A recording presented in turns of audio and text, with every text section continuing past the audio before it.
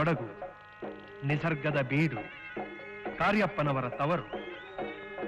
ಅವರೇ ಹೇಳುವಂತೆ ಕೊಡಗು ಅವರ ಬಾಲ್ಯದ ತೊಟ್ಟಿಲು, ಹರೆಯದ ಬೃಂದಾವನ, ವಾರ್ಧಕ್ಯದ ವಾರಣಾಸಿ.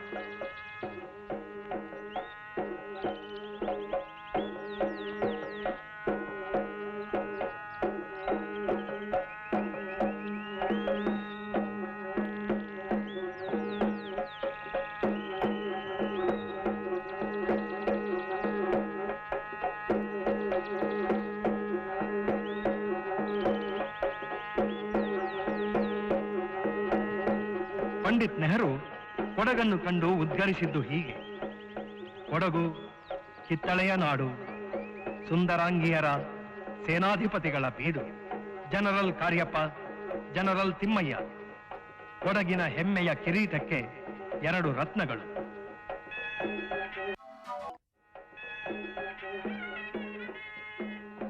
ಕೊಡವ ಜನಾಂಗದಲ್ಲಿ ಹುಟ್ಟಿದವರು ಕಾರ್ಯಪ್ಪ.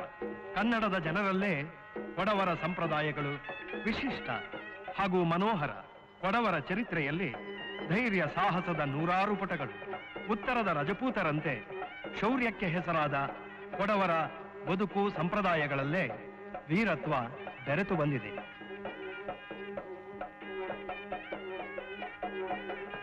ಸಾಂಪ್ರದಾಯಿಕ ಉಡುಪು ಧರಿಸಿ ಪೀಚೆ ಕತ್ತಿ ಸಿಕ್ಕಿಸಿ ಮೆರೆಯುವ ಗಂಡಸರು,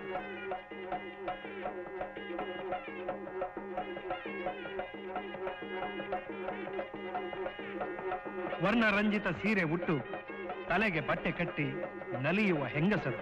ಅವರ ಆ ಉಮ್ಮತ್ತಾಟ, ಆ ಹುತ್ತರಿ ಕುಣಿತಗಳು ಭೂಮಿಗೆ ಸ್ವರ್ಗ ಇಳಿದಂತೆ.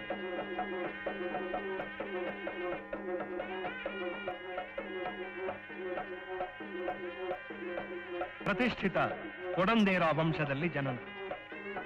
ತಂದೆ ಮಾದಪ್ಪ ಹಳೆಯ ಮೈಸೂರಿನ ಕಂದಾಯ ಅಧಿಕಾರಿಗಳು. 2 ಸೋದರಿಯರು, 4 ಸೋದರರಲ್ಲಿ 2ನೆಯವರು ಕಾರ್ಯಪ್ಪ.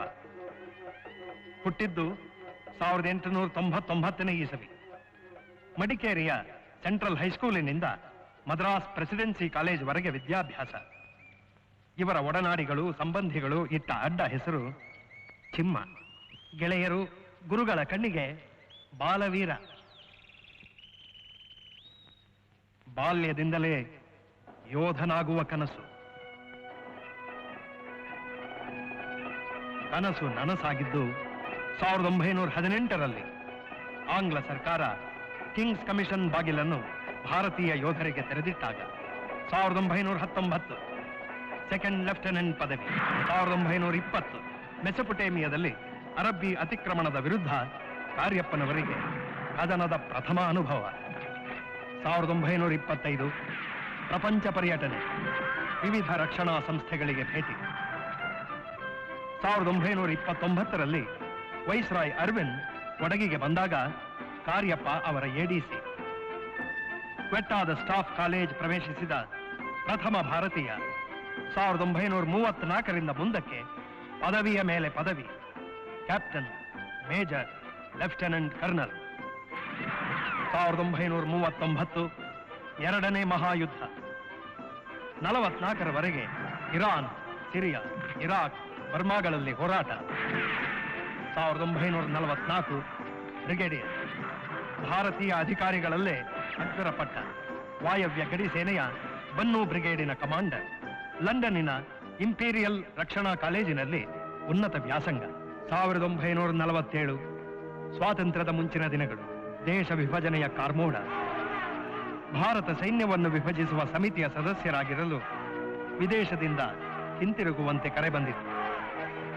ನೋವು ತುಂಬಿದ ಇಂಥ ಕಾರ್ಯವನ್ನು ಸಮರ್ಪಕವಾಗಿ ನಿರ್ವಹಿಸಿದ ಇವರ ದಕ್ಷತೆಗೆ ಭಾರತದ ನಾಯಕರಿಂದಲೂ ಆಂಗ್ಲರಿಂದಲೂ ಮೆಚ್ಚುಗೆ.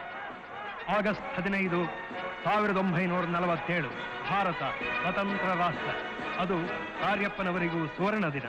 ಮೇಜರ್ ಜನರಲ್ ಆಗಿ ಬಡ್ತಿ. ಡಿಸೆಂಬರ್ ತಿಂಗಳಲ್ಲಿ ಪೂರ್ವ ಪಡೆಯ ದಂಡನಾಯಕರಾಗಿ ನೇಮಕ.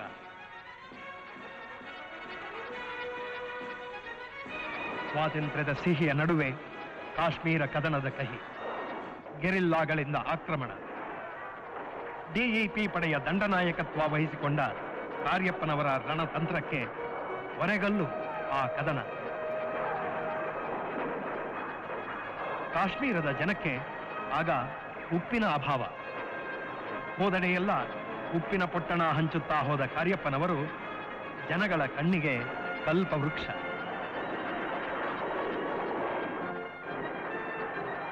ರಣರಂಗದಲ್ಲಿ ಶತ್ರುವನ್ನು ಗೆದ್ದಂತೆ ಕಾಶ್ಮೀರ ಜನತೆಯ ಪ್ರೀತಿಯನ್ನೂ ಗೆದ್ದರು. ಇದಕ್ಕಾಗಿ ಎಲ್ಲರಿಂದ ಶ್ಲಾಘನೆ. ಜನವರಿ 15, 1949 ಭಾರತೀಯ ಸೈನ್ಯದ ಇತಿಹಾಸದಲ್ಲಿ ಸುವರ್ಣಾಕ್ಷರದ ದಿನ. ಮಹಾದಂಡ ನಾಯಕರಾಗಿ ಕಾರ್ಯಪ್ಪನವರಿಂದ ಅಧಿಕಾರ ಸ್ವೀಕಾರ. ದೇಶದ ಪ್ರಪ್ರಥಮ ಭಾರತೀಯ ಜನರಲ್.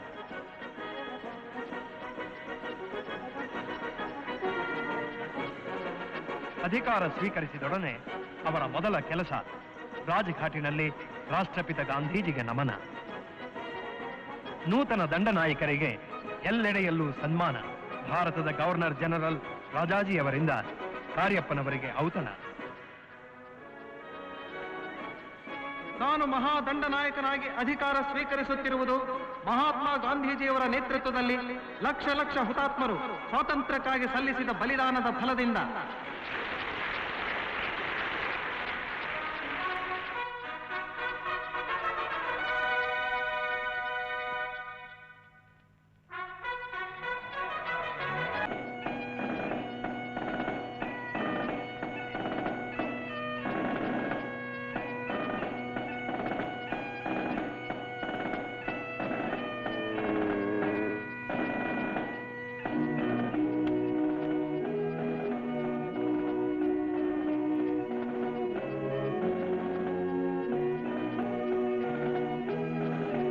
ರಾಯಭಾರಿಯಾಗಿ ಆ ದೇಶದ ಮುಖಂಡರ ಮಹಾಜನತೆಯ ಆದರವನ್ನ ಗಳಿಸಿದರು. ಭಾರತದ ಜೊತೆಗಿನ ಆ ದೇಶಗಳ ಬಾಂಧವ್ಯಕ್ಕೆ ಬೆಸುಗೆ ಹಾಕಿದರು.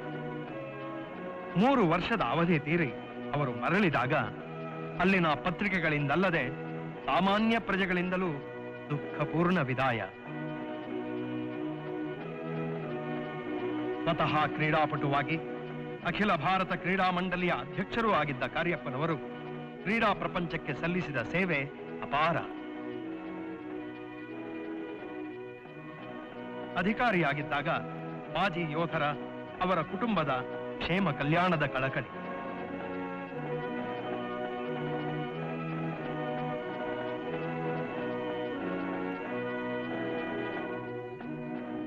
ನಿವೃತ್ತರಾದ ಮೇಲೂ ಅವರಿಗಾಗಿ ನಿಧಿ ಸಂಗ್ರಹಣೆ ಮುಂತಾದ ಚಿಂತನೆ. ಯೋಧರಿಗಂತೂ ಇವರು ದಂತಕಥೆಯ ವೀರನಂತೆ. ಈ ವೀರಾಗ್ರಣಿಯ ಹೆಸರಲ್ಲಿರುವ ಶಾಲೆ, ಸಂಸ್ಥೆ, ಪುಸ್ತಕಗಳು, ಉದ್ಯಾನವನಗಳು ಇವರ ಜನಾನುರಾಗ ವರ್ತಮಾನದಿಂದ ಭವಿಷ್ಯತ್ತಿಗೂ ಚಾಚಿ ನಿಲ್ಲುವಂತಹ ಸಂಕೇತಗಳು.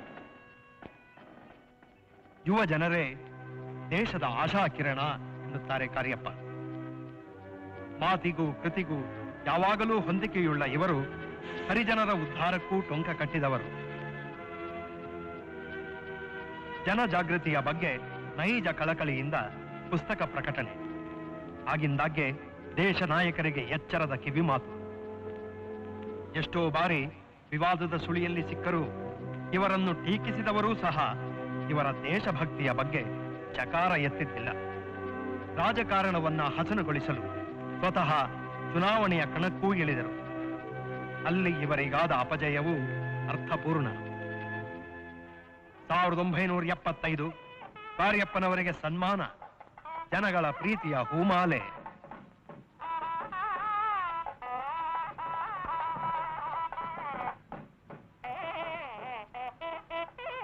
ಈ ಇಳಿವಯಸ್ಸಿನಲ್ಲೂ ಭಾರತದ ಸೌಹಾರ್ದತೆಯನ್ನು ಪ್ರತಿಬಿಂಬಿಸಲು ಜಗತ್ತಿನಾದ್ಯಂತ ಸ್ವಂತವಾಗಿ ಸುತ್ತಾಟ.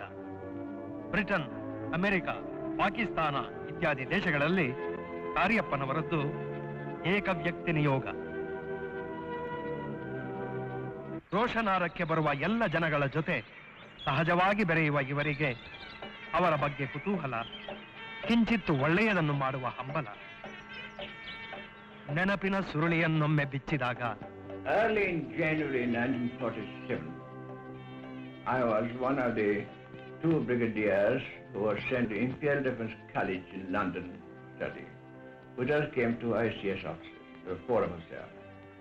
We thought the division, in the end of the situation, that the army would be divided also, and they put a division.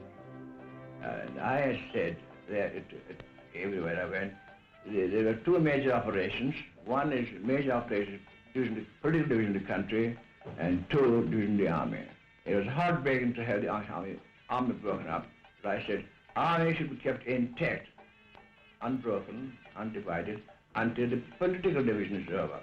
When that's over, ಪ್ರಜಾಪ್ರಭುತ್ವದಲ್ಲಿ ಮಿಲಿಟರಿ ರಾಜ್ಯಭಾರ ನನಗೆ ಎಂದಿಗೂ ಹಿಡಿಸುವುದಿಲ್ಲ. I never once said, I had never in all my life, from the beginning until now, have been in support of army rule in a democracy. 10ನೇ April 1949 ನಾನು ಅಂದಿನ ಪ್ರಧಾನಮಂತ್ರಿ ಹೇಳಿದೆ, ನಮ್ಮ ದೇಶದಲ್ಲಿ ನಮ್ಮ ಯುವಕರಿಗೆ ಎಲ್ಲ ಸ್ಕೂಲು ಕಾಲೇಜಲ್ಲಿ ಮುಖ್ಯವಾಗಿ ಕಂಪಲ್ಸರಿ ಮಿಲಿಟರಿ ಟ್ರೈನಿಂಗ್ ಮಾಡಬೇಕು ಅಂತ. ಅವ್ರು ಹೇಳಿದ್ರು, ನಾವು ದೊಡ್ಡವರು ದೇಶ ಅಲ್ಲ, ನಾವು ದೊಡ್ಡ ಸೈನ್ಯ ಬೇಡ, ದೊಡ್ಡ ಯುದ್ಧ ಬೇಡ, ಯಾಕೆ ಮಾಡೋದು? ನಾನು ಹೇಳೋದು, ಅವ್ರನ್ನ ಸಿಪಾಯಿ ಮಾಡಲಿಕ್ಕಿಲ್ಲ, ಅವರಲ್ಲಿ ಆ ಗುಣಗಳನ್ನು ಸ್ಥಾಪಿಸಿ ದೇಶ ಸೇವೆಗೆ. ಏನು ಗುಣಗಳು? ದೇಶ ಪ್ರೇಮ, ದೇಶ ಭಕ್ತ, ದೇಶ ಸೇವಾ, ಈ ಮೂರುಗಳು ಬಹಳ ಅವಶ್ಯವಿದೆ. ಅದು ಮಾಡಿ. ದೇಶ ಸೇವೆಗೆ ಅಧಿಕಾರವೇ ಬೇಕು ಎಂದು ಕೂತವರಲ್ಲ ಕಾರ್ಯಪ್ಪ. ಎಲ್ಲರೊಡನೆ ಸ್ಪಂದಿಸುವ ಈ ಅಸಾಮಾನ್ಯ ವ್ಯಕ್ತಿ ತನ್ನನ್ನು ತಾನು ಶ್ರೀಸಾಮಾನ್ಯ ಎಂದು ಕರೆದುಕೊಳ್ಳುತ್ತಾರೆ. ನಾನು ಮಾಮೂಲಿ ನಿವಾಸಿ, ದೇಶ ಪ್ರಜೆ, ನನಗೆ ಅಧಿಕಾರವಿಲ್ಲ. ಆದರೆ ನನಗೆ ಅಧಿಕಾರ ಇದೆ ನಮ್ಮ ದೇಶದ ಯೋಚನೆಗೆ.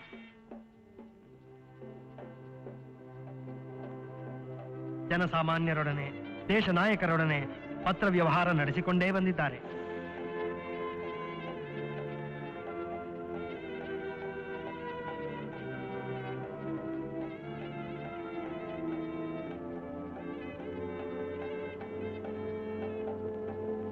ದೇಶದ ಆಗುಹೋಗುಗಳ ಬಗ್ಗೆ ಇವರಿಗೆ ತೀವ್ರ ಕಳಕಳಿ.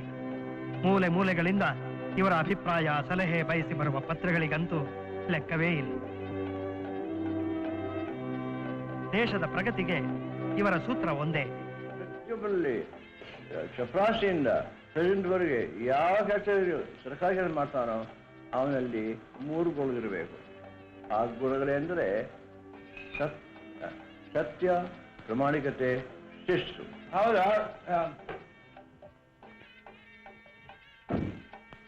ಗಂಟೆಗೆ 3:50, ನನಗೆ 4:15 ಗಂಟೆಗೆ ಆಸ್ಪತ್ರೆಗೆ ಹೋಗಬೇಕು. ಮುಪ್ಪು ಇವರ ಶಿಸ್ತು, ಅಚ್ಚುಕಟ್ಟು, ಶ್ರದ್ಧೆಯ ಗುಣಗಳನ್ನು ಕೊಂಚವೂ ಕುಗ್ಗಿಸಿಲ್ಲ. ಹುಟ್ಟು ಯೋಧ, ವೀರಾಗ್ರಣಿ ಜನರಲ್ ಕಾರ್ಯಪ್ಪ ಕರ್ನಾಟಕಕ್ಕೆ ಮಾತ್ರವಲ್ಲ, ಇಡೀ ಭಾರತಕ್ಕೆ ಹೆಮ್ಮೆಯ ಅಗ್ರಮಾನ್ಯ ಪುರುಷರು.